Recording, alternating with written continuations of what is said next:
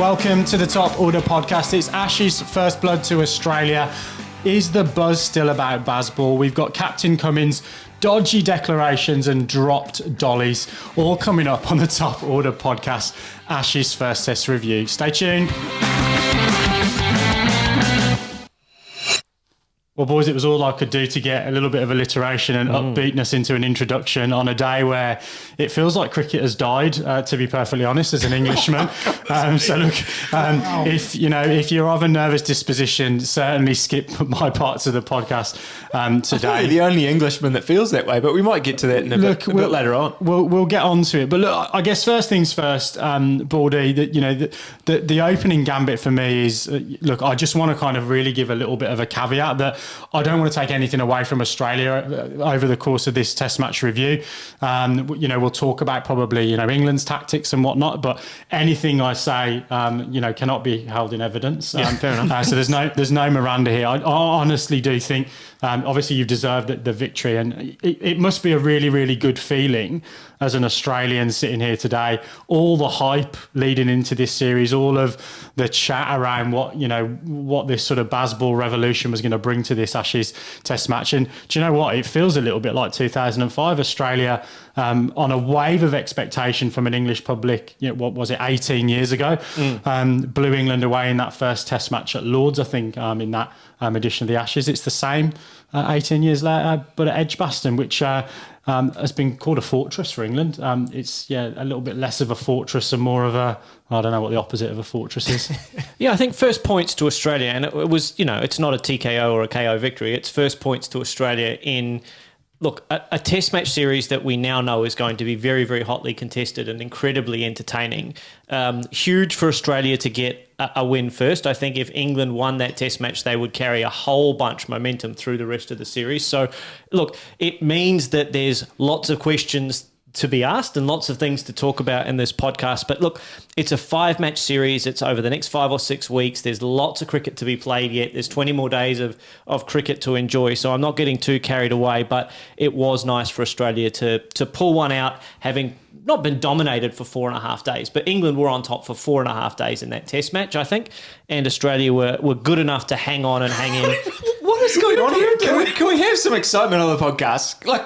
The first thing on my notes is, can we have 4 more of those, please? That was a fantastic It was Test brilliant. match. I'm not underplaying it. England weren't on top for 4.5 days. It was a seesawing test that went back and forth in so many different ways. That was brilliant. And the two of you, even the victor is calm. Raj, bring some excitement. No, well, let me just say, I had to turn my Slack into dark mode from all the text messages I was getting this morning. But I thought it was an incredible test. It seesawed every way through that. After the first day, I told you 400 days on the first day of an Ashes test, 400 runs, on the first day of an Ashes test. Yes, please. If Australia were to get their nose in front, they would have played well to do it, and they did that, and it just seesawed all the way through, even into that last part of day 5, where, if you looked at the sports books odds, they would have been going up and down all day, especially when they were, 8 for needing 70 odd to win. I think WinViz even had England ahead with about 12 runs to get or something. It was very, England, 2 wickets in hand and 12 runs or 16 runs, I think, and still WinViz was 59% England or 56% England. Yeah, to be honest, the only worse algorithm than WinViz is Baldy's on the Hall of Fame.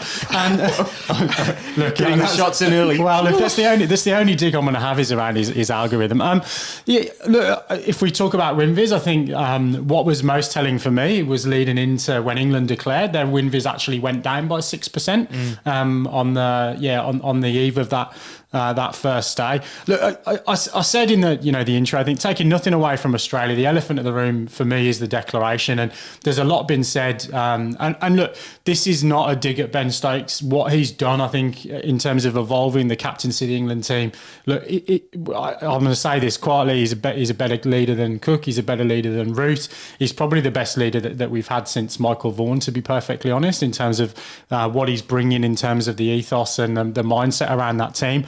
But England should be going into day 5 with an almost unassailable lead. This is not hindsight. I said it on the Slack channel. There's a lot of people who have been saying it throughout the course.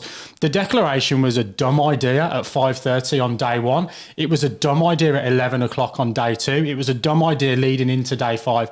And it's going to be a dumb idea when Wisdom gets published at the end of the year and in 50 years' time when you're reading it in the British Library. To essentially look at a pitch that looked like a 3-day pitch on day 1. It was dry. It was going to turn. Australia had the best spinner in the match without a shadow of a doubt. Leading in, forget the performances and forget what happened after the toss went up. They had a guy with 400 plus, nearly 500 Almost test 500 wickets now, on a pitch that was going to wear. And they decided that it was a great idea to declare with a guy on 120. If we just take some really, really simple mathematics, Australia didn't declare one. Usman Khawaja was on 120. That they went on and they put a score that was pretty close to parity. So I don't think we can kind of say this is a decision with hindsight that was wrong. It wasn't with hindsight all the way through the Test match. I struggle to see anyone in that England media that doesn't think that that's a bad idea. It's just within the walls of the 14 that they think it was a good idea. The thing is, I want to push back on this, and Raj, you might pick up on a point you made in the Slack channel about like putting people under pressure and things, but England have played on instinct for the last 12 months. Since Stokes came in, it's been all about playing on your instincts, trusting your instincts, backing your ability to put the opposition under pressure at all times, and it has paid off handsomely. I don't think England, if they didn't play that way, the declaration sort of comes as part of that, if you ask me. And if they're not playing this way, I don't see how their test side is in this position to even be challenging Australia, from where they were 12 months ago. And that's honestly how I feel. And I don't like, yes, you can debate all the little parts of Bazball and the style that they're playing, and some of the decisions they're making aren't going to pay off. But you make that decision and they are 20 for 2, and it's a completely different scenario. But that's a different what if for me. So that's what if we'd have taken 2 wickets. I'll ask I'll ask Baldy the question. I think as the only Australian in the room, are you more comfortable with 393 for 8? Or are you more uncomfortable when there's 4:30 on the board the next morning and there's still a new ball? I just don't think that in terms of the intent that England needed to show and wanted to show, Crawley started it with the first ball of the game and they did it throughout the course of that first day. I think that they've handed an advantage. We saw what Root did on the morning of day 3, going to reverse scoop the first ball. Let him come back and do that on the morning of day 2. That would have still given momentum. It would have still given intent. It would have still given positivity. It wouldn't have detracted one bit. And I don't think there's anybody in the cricketing world that would have gone, do you know what? They should have probably declared at 390 odd for 8. There's nobody that I think is going to look back on that. Apart from, to be honest, the neutral who thinks, fuck me, this was a really, really fantastic game of cricket. And I think it could have easily gone to a boring draw. Yeah. We talked about this earlier. Traditionally, you're right. They probably should have batted with Joe Root on 120, let him bat another 30, 40 overs and let them score 550 in the first dig, right? That's great. That's not how this England team play the game. Let me ask you, Baldy, we're talking about the declaration. How did you feel when Australia were 3 for whatever they were, 300 plus behind with Warner, Labuschagne and Steve Smith out? It was a real tough one because they are the 1, 2, 3 in the world, and having dismissed them at 3 for 100, chasing 400, Australia are in a bit of a hole there. As it turns out, Khawaja played the innings not of a lifetime because it's his 15th Test 100 now, I think, but he played really, really well to drag Australia out of the hole, and he got enough support from Head, from Carey, from Green to drag Australia towards parity. I was nervous knowing that they were 393 for 8 and there's 20 minutes to go, thinking about, does Warner survive till stumps here? And, as it turned out, it probably didn't really matter what time Stuart Broad bowled to David Warner in that in that first innings. He was going to get him bowling around the wicket and crash the ball into his off stump. But it was a nervous moment for me.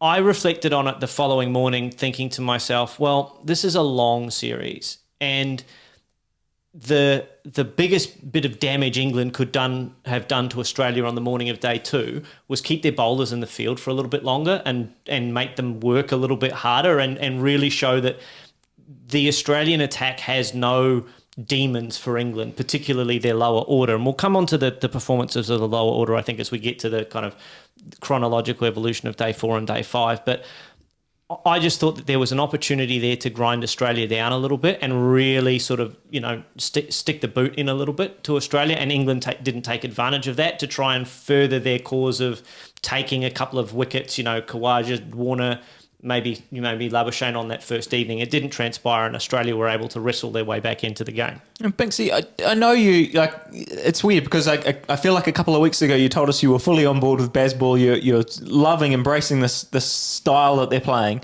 And I guess I just feel like the way that they played this game and that declaration and things, that built, obviously Zak Crawley hitting the first ball for 4 and the way that they've played this last times, the atmosphere around that ground was so fantastic. And the way that, Stuart Broad gets Warner, the next ball, he's at the top of his mark going like this, Nick's Marnus up, Labuschagne off. I don't think any of that comes if they're not playing that way. I know some of it's ridiculous, like Harry Brook coming on first change. Sometimes it feels like they're just taking the piss. But I feel like it's revitalising all the players in that dressing room. You were sort of saying how Anderson and Broad must be frustrated with this kind of stuff. But no, I didn't say that they would be frustrated. I said I'd really like to know how they feel when you rock up on. We talked a little bit about the pitch. You rock up, you know that it's going to be an absolute featherbed. You prove that it's a featherbed by doing what you do through the first 75 overs of day 1. And then you go, do you know what? I'm going to give away 10% of my available batting resources to have a little bit of a gamble. When, again, I just come back to it. I don't think it shifts the momentum of the game in a massively different fashion. It might, if we'd have taken 2 wickets, it might have given us, a slight edge. But I still think that if I think around wanting to entertain the crowd, which is the buzzword that they keep coming out with, wanting to move the game forward, even if it actually moves the game forward further to the opposition's advantage. If they want to do that, that's cool. But I think from the way that transpired, in my view, they've not learnt from the mistakes of Wellington. Let's put this into perspective. I like the fact they're probably not looking too much at the analytics. Ben Stokes is captain and a little bit on gut instinct. They're giving players that freedom. But I still think in professional sport, it's like they're goldfish. Forget the last test match, forget everything else, forget everything that the game has taught us over 2,100 test matches. And they've not learnt that, they've not learnt that lesson, that they are putting so much time back into the game that, yes, it rained and all that kind of jazz, but that can happen. Yeah. I just personally think they have literally made a decision that when you look at it in terms of one single decision doesn't impact the result of a game, you can't always look at those what ifs. But this is just such a big one that they're not learning from the mistake in Wellington, and they're not actually looking at the conditions and what that counter argument to that action has taken throughout the course of the game. And that's then not even coming on to, all the other what ifs. And those other what ifs are the ones that I can live with. I can live with the fact that Bairstow has shelled 5 sitters. I can live with the fact that if we'd have executed our skills, we've won the game. Yeah. But Stokes takes that catch. We've done 2 or 3 things through the course of the test match that with just a modicum of common sense that would be imperceptible to anybody in terms of the intent that side wants to create, would have had a different outcome. That's my 2 cents worth, and I'm sticking to it. Yeah, fair enough. And look, I guess I still feel like following that path, they're never going to get it right. And I think we've talked about the whole way about Bazball. We've talked about how the things that they've done have not been perfect. That's sort of the positive. I think the massive positive for England, that the style they're playing. Like let's sort of talk about turning it into tactics. The role reversal in this test match from a neutral point of view was absolutely stunning. The fact that, from ball 1, we just said Crawley smashes it through the covers. Australia's got people on the boundary. let's talk about Australia that. is England is the side that's putting the pressure on. The Hollies are singing, "We saw you crying on the tally," and all this stuff. Like suddenly, England are the big bullies, and Australia are the underdogs. I'll show you a picture off there of one of my mates in the Hollies, and it is a disgrace, to be perfectly honest. Partly on that question, I just want to ask you guys a question. In terms of the battle of the captains, there was obviously a really, obviously not opposite tactics, but Cummins came in for massive criticism on day one. And will again shortly. In terms of and the fields. He said, who's won the battle of the captains in terms of that tactical piece? Well, and take Cummins' match-winning innings out of it, by the way. Yeah, because that's different. But from a captaincy perspective, who's won that battle? I was reflecting on this at the time, and I watched Australia set the field for the first ball, and I thought to myself, well, we have just handed England the mental advantage in this Test series. Forget about containing England in the first 4 or 5 overs of the game. We have given England the mental advantage in the series by blinking first. Now, Bazball and the approach to English cricket has done a lot of things, but it has not changed the fundamental fact that a batter is the most vulnerable in their first 10 or 15 balls. And the biggest way to get through your first 10 or 15 balls is to rotate the strike and take pressure off yourself by hitting singles. Australia allowed England, without asking them too many questions, to get themselves into the game. Now, England gave Australia back the advantage a little bit when Ben Duckett, nicked one that he probably could have left and gave the advantage back to Josh Hazlewood. But for the first part of that match, Australia conceded 5 runs and over to England without England having to take any risks whatsoever. So we didn't ask the batters to take 5 runs and over by taking a risk and trying to hit a boundary to a ball they maybe shouldn't. We didn't ask them to do anything other than take risk-free shots to rotate the strike around, because we gave them options to just hit one whenever they wanted to.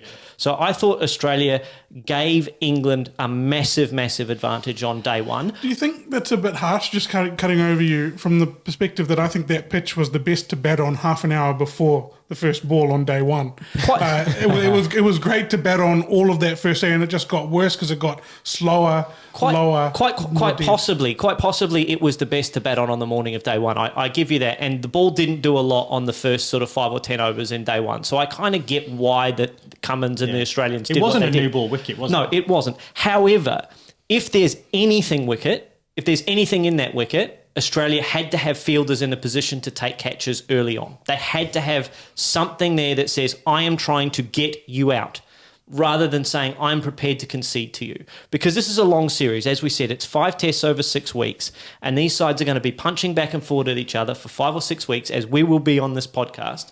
And we don't concede any mental edge to each other, and nor should Australia concede any mental edge to England in that. Honestly, Duckett can't help but play the ball. He's left 7 balls in the last year and a half. Yeah. We know that Crawley nicks off early doors in his innings. Okay, maybe he'll hit 267 and maybe he'll smash the first one for 4, but he will nick off at some point.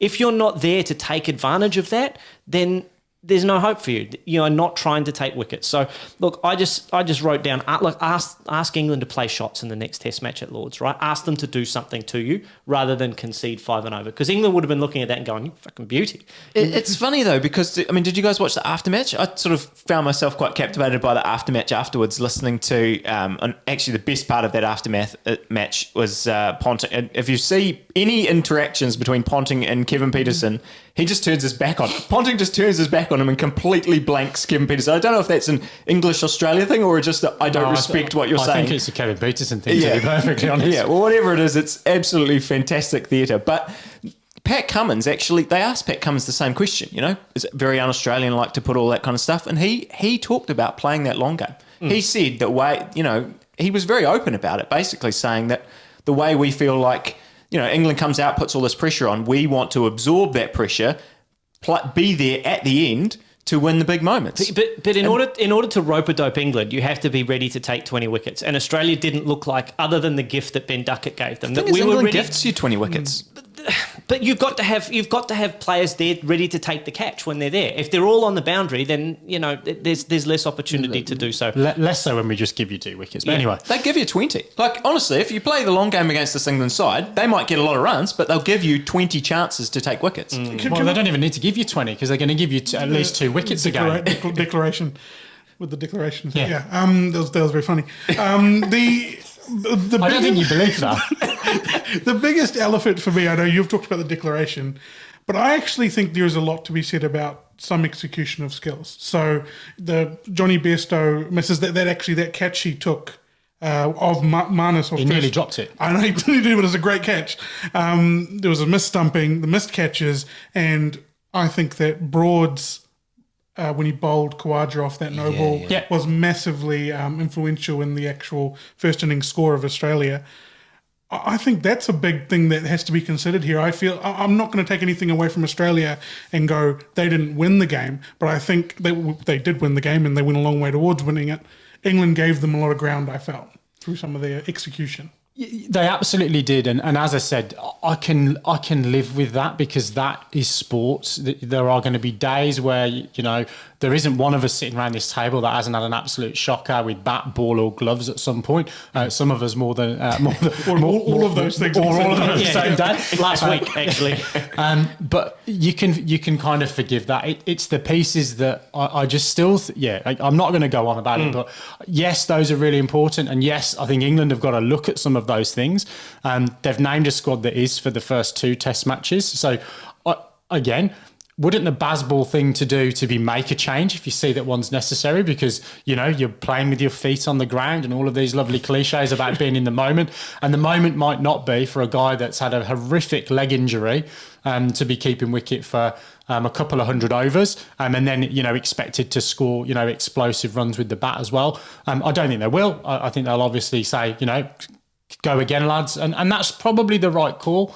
But it has to be a question at some point that if you are going to order really, really flat wickets, you can't afford to be missing simple stumpings and dropping simple catches throughout the course of a test match. That's a really good point. So I don't know if I'm hogging the questions here. No.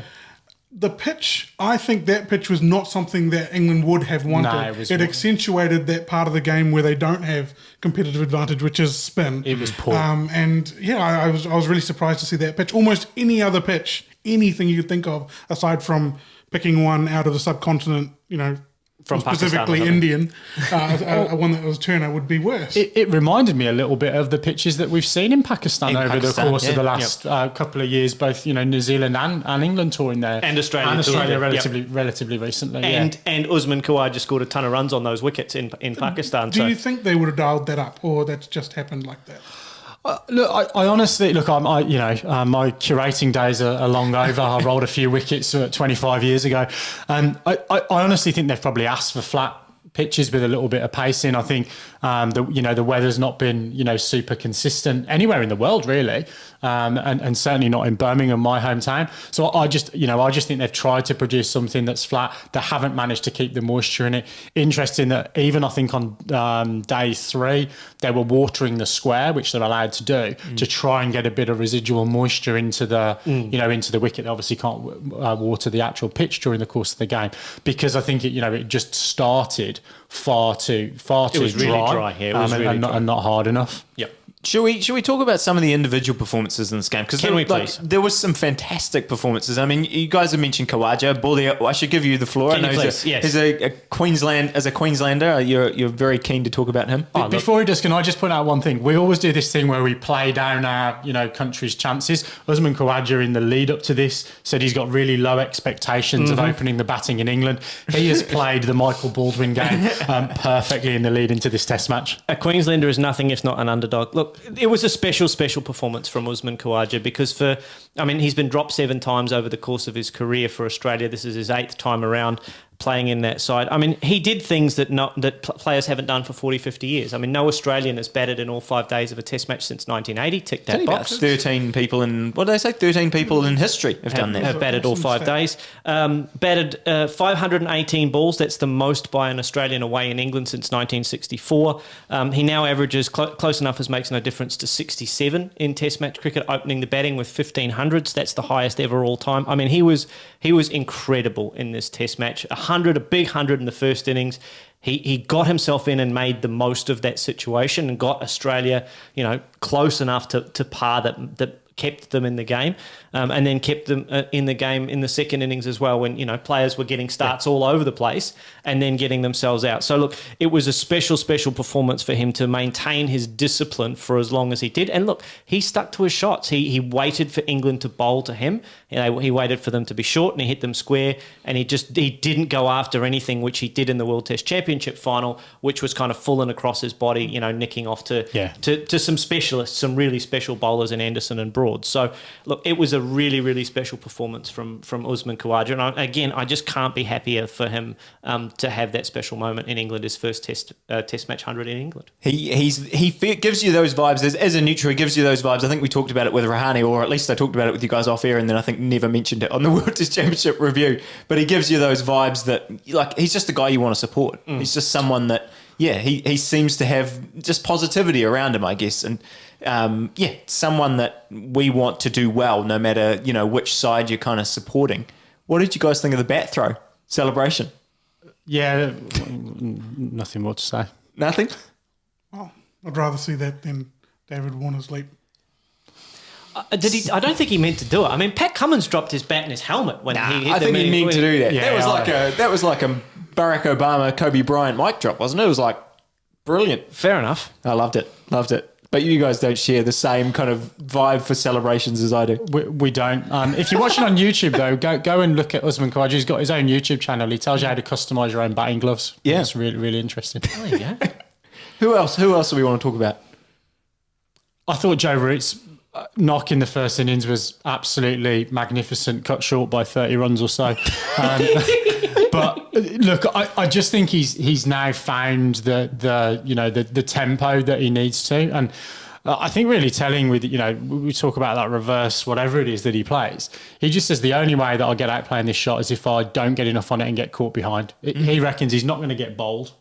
And he's not going to miss it and get LB. He reckons the only, that he's saying that it's almost as low risk as guiding the ball to third man, which is ludicrous. Yeah.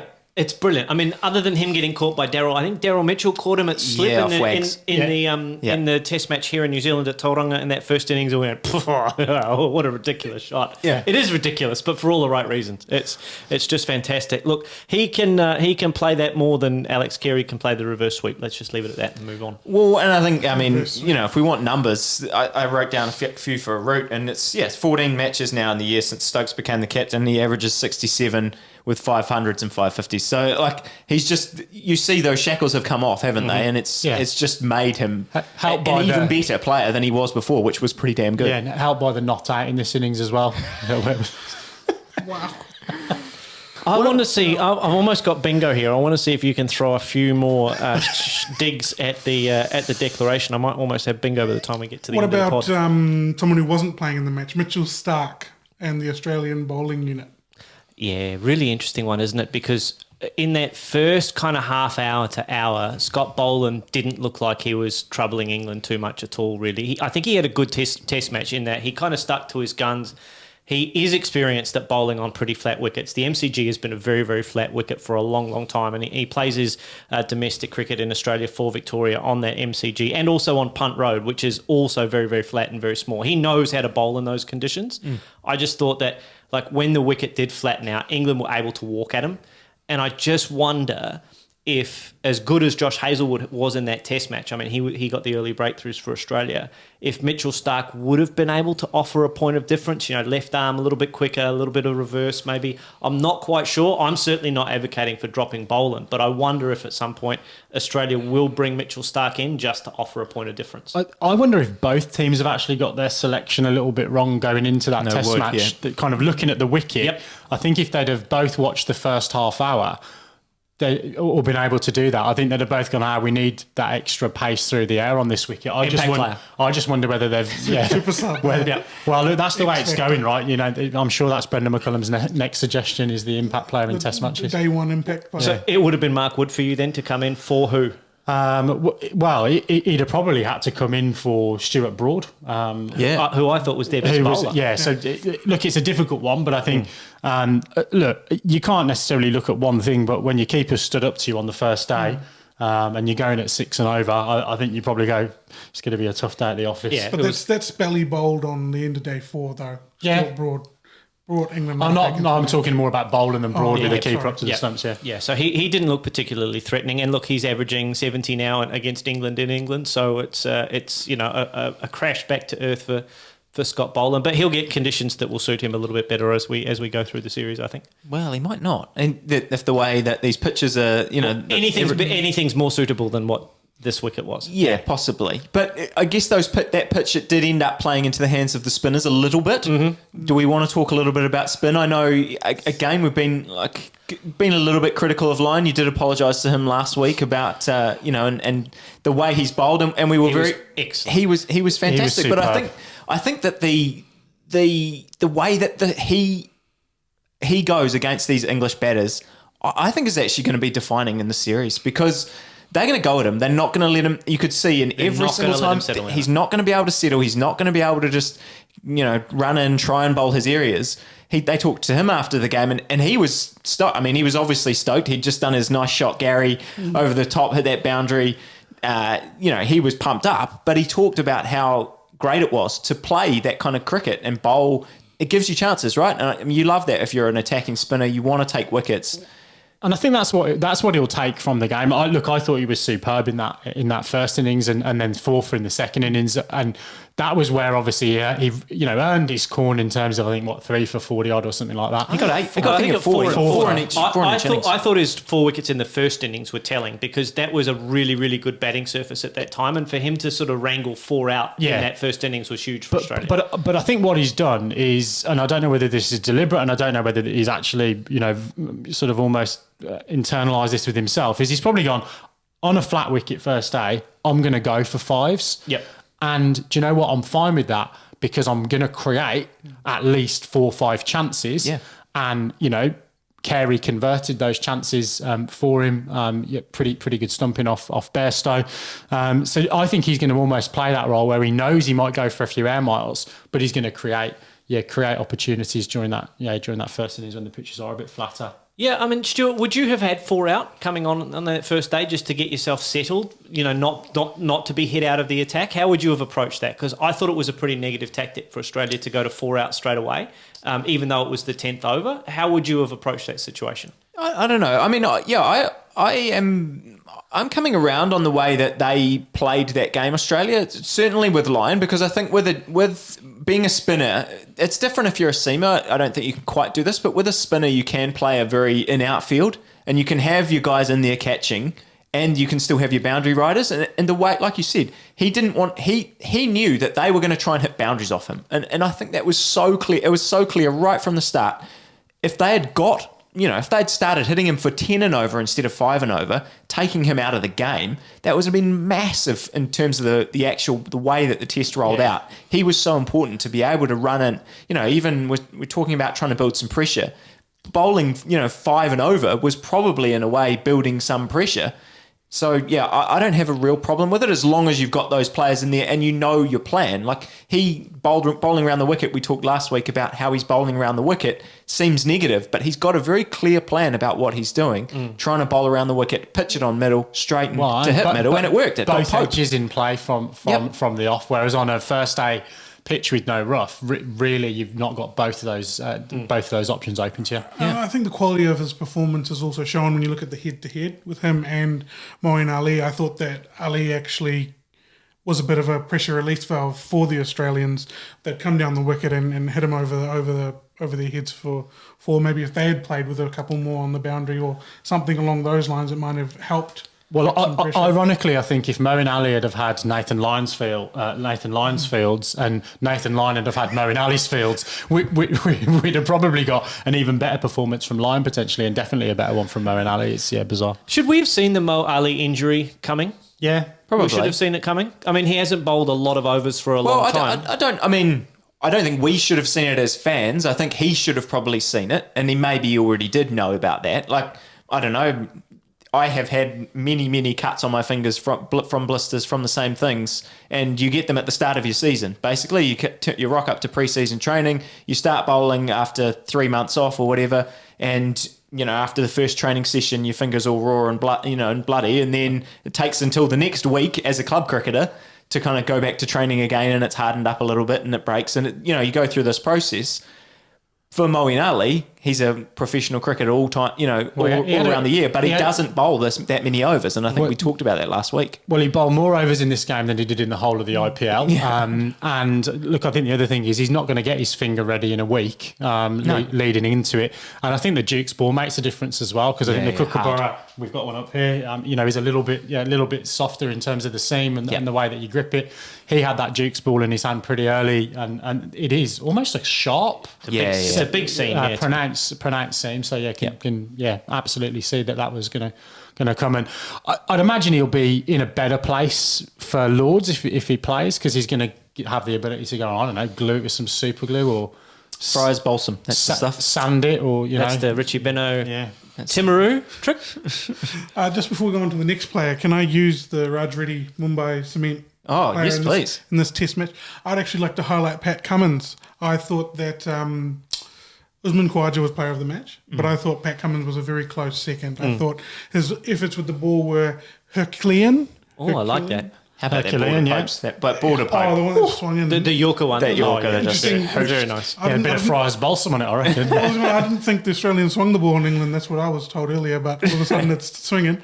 And then his innings to bring the game home in conjunction with the others.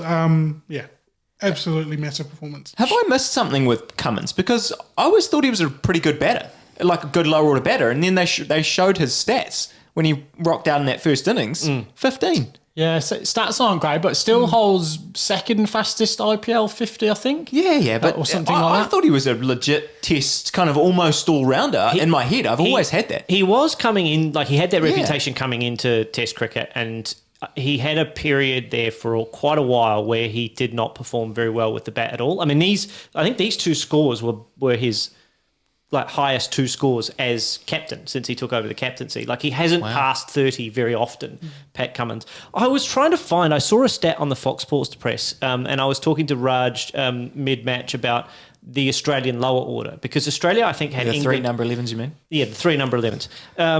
That was my perception of them too, in that Australia have a pretty long tail and have had for a while. And if you have a look at the two England innings, I think we had England 5 for under a 200 in both innings and allowed England to get 393 for 8 and then, 296 or whatever it was that they got. You did pretty well. You did a prediction there. I think you said that on our show, and then Jonny Bairstow was going to come out and take them over almost to 400. And so Australia really let the last 4 wickets for England wag, and we lost our last 4 wickets in the first innings for 14. So there was this pattern continuing of Australia being outperformed in those last 4 batters. But I mean, on that last day, Pinky and the Brain did just an absolutely outstanding job to get them to the last 70 odd runs. Who's Pinky? Who's the Brain? Well, they look like them. They do. They look like Pinky and the Brain. They do. They look a lot like Pinky and the Brain. That's brilliant. So they got them home. Feel about that. Look, he's getting a lot of love on this podcast at the moment. He's in the off spinners union. Even if he's Australian, he gets a lot of support. So that's they did a superb job to keep their cool in that run chase, and they sort of had to throw caution to the wind a little bit. They had to kind of play England's game a little bit to get themselves in a position to win that match. And it's the highest 4th innings chase in England since 48 for Australia, and the first time that Australia has chased down 250 plus in 12 years. Wow. Yeah, and I think I saw some weird stat that they did that in 2011, and Usman Khawaja scored 65 runs in that same 4th innings, and Pat Cummins hit the winning runs with a boundary. So that takes Australia to 1, 2, and 20. Chasing 250 plus. I think that's the last 10 or so years. It's their first win chasing 250 plus for 10 years. England have done it 4 times in the last 12 months, just by the way. So then they're no strangers to chasing down 250. We might remember a few of those. A couple of those. Look, so just, an out-of-the-box performance for Australia to be able to do that. And they're going to need to if they're going to continue to compete with England over the course of the series. Before we just talk about this second test and what might happen, do you want to talk about keeping, or have you kind of touched on that already? I did think Carey's performances, both in the World Test Championship and this one, have been a bit underrated, and that he was a significant figure in both of those 2 matches, and kind of other people have outshone him, so he hasn't really got the limelight, but he's been a very valuable contributor for them. Yeah, look, definitely. I think the stat was has equalled the most dismissals in a match or something like that for 9, nine in a match. And probably the stumpings is the key thing. You actually don't see that many stumpings in Test cricket. First time Joe Root's been stumped in first-class cricket. Really? First class as well. I knew it was in Holy Test. shoot. So I think only Sachin Tendulkar held a similar record until Ashley Giles got him, I think, which must still haunt him a little bit. But I thought that was actually a really good stumping too. That and a couple of his catches, he actually looked really, really good with the gloves. Look, he does. Absolutely. I think that, not the difference between the two sides necessarily, but I think it's a really good indicator of where the two sides were through the course of that match. He probably instilled confidence in his bowlers that when they did get a little nick, it was gonna stick, and it did. Look, I don't think England are going to change too many things, but I said in the preview show, I think folks get to go at some point, because I think it's a big ask with Bairstow coming back from that injury. And I think the minute it starts to potentially detract a little bit from his batting as well, he obviously got the opportunity to bat in the first innings and batted pretty well in that first innings. We might see a change. But look, we're going to have this debate, I think, until the end of time, aren't we, in terms of whether or not you pick a keeper or a guy who's got gloves. And look, that's harsh on Bairstow because he is a genuine wicket keeper. I just think he had a really bad day, having not had a lot of conditioning in the legs. I think that's the real challenge. I think you're going to see it in his second innings batting performances, right? He's starting to get tired as the Test match goes on. I think it'll take its toll on him. And he won't get the chance to do the technical work either. I don't want to go all badger on it, but his posture wasn't good. So definitely a worry, I think, for England as they go through the series. Changes to the bowling attack, Binksy, for the next Test. Would you change anything? Would you keep Mo Ali, for example, or would you go with an extra bowler in that pace cartel? Yeah, look, so I think they've got 7 days off, haven't they? Or 7 days in between the tests. So I think England will go away and probably a couple of pro-ams and, maybe a few kebabs. I don't know what they're going to do in that period. Some wineries, maybe. Is Bruce Springsteen playing again this week? He puts on a great show. I don't blame Pat Cummins at all. Fantastic show. So look, I think they'll go and do that. A bit of go-karting, laser tag, that kind of stuff. And then they might go and have a net. They can't, in all seriousness, they can't pick another spinner. I don't think they're going to pick another spinner. I really don't think they are. I think they have to be pace. So I think that the two options that they've really got is they've got to look at Broad, Anderson, Robinson, and say, can you guys go again after this? I hope. And almost are you too similar as three bowlers in what you're trying to do? I know they're not, the way they bowl is not quite the same, but I guess the paces and their. I think the thing that I would say though is Robinson is, for me, the first seamer on that team sheet now. He is potentially, I think, going to be look, I'm not going to go as far as a GOAT, but he's going to be a bloody good England seamer over the next 5 or 6 years if he doesn't get banned for send-offs. So look, I think he's probably the first name if he's fit. He actually has adapted. So I think he bowls some of the short stuff and targets his bounce really, really well, even if it's not rapid. So I think England go one or two ways. I think they pick those three guys again. It was good to see Stokes bowl in both innings and didn't seem to have any ill effects. Big wicket of Smith. Big wicket of Smith and a big wicket Khawaja, in the second innings as well. Khawaja with the little leg break or leg cutter. So I think they'll either bring Wood in and then, it will be an all right arm pace attack. Or I think they might need to then go Wood and swap one of those guys out for a spinner. But it's Lords. It's a pitch that is, or a ground that is going to help Robinson with the slope, and Broad and Anderson's record there is pretty bloody good. They've almost run out of gold lettering for the honours board for those two at Lords. So look, they need to tie them up at the hotel to keep them out, wouldn't they? Yeah, I think they're going to have to. Yeah, I think they're going to have to. Yeah, do a lot to keep them out of a Lords Ashes Test match. It's making it tough for Mark Wood to get 30 wickets. Look, my bold predictions are being stymied by the selectors table. Changes for Australia? No, I don't think so. They might consider Stark at Lords with the slope and the angle and all the rest of it instead of Boland. Yeah, I think Hazelwood at Lords is a pretty enticing prospect for Australia. Yeah, do you think you talked a little bit about the tail? Do you think they think about his batting ability at all? Does it come into it? I would be. But they're there to take 20 wickets, and I think Scott Boland has shown, or 16 or however many England dictate Australia need to take. But I think Australia will, again, as I said before the series, I think they'll think about it very, very hard, and then they'll pick Scott Boland again. Yeah. Anything else on this one? No worries about David Warner with the Renshaw and who else is there? Someone else? I'm not concerned about Joe Renshaw outperforming David Warner at this point. Joe Renshaw. Matt Renshaw. Matt Renshaw. And there is another opener there as well. Marcus Harris. Harris. Marcus Harris is there, Warner's going to get a few more tests, isn't he? You'd think so. I mean, he retires in Sydney, doesn't he? He's got another 11. Yeah, I mean, he averaged 20 in this test match, or 22, which is about his average overseas for the last 5 or 6 years. So, I mean, it's par for the course, really. Well, boys, I think we could talk all night, I think, about this one game. It's been a absolutely fantastic advert for Test cricket. If you're a neutral, I would 100% agree with that. I think as an Englishman, it's pretty tough to take when you've kind of watched your team lose and get themselves in positions. It's what sport's all about. The ups and the downs. You just get on the roller coaster and enjoy it, Banksy. It's what it's all about. Look, I will, but I think before we really do come to blows, it's time to end this evening's podcast. We will be back, of course, next week with I guess the lead up and whatnot to the next Test match. We're 7 days away, and then reviews all the way through the course of the series, and it just continues and continues after that as well with the World Cup as well. So we'll be on your airwaves ad infinitum over the course of the next 4 or 5 months, won't we, boys? But for now, it is good night and God bless from us all here in Auckland. We'll see you soon. Good night.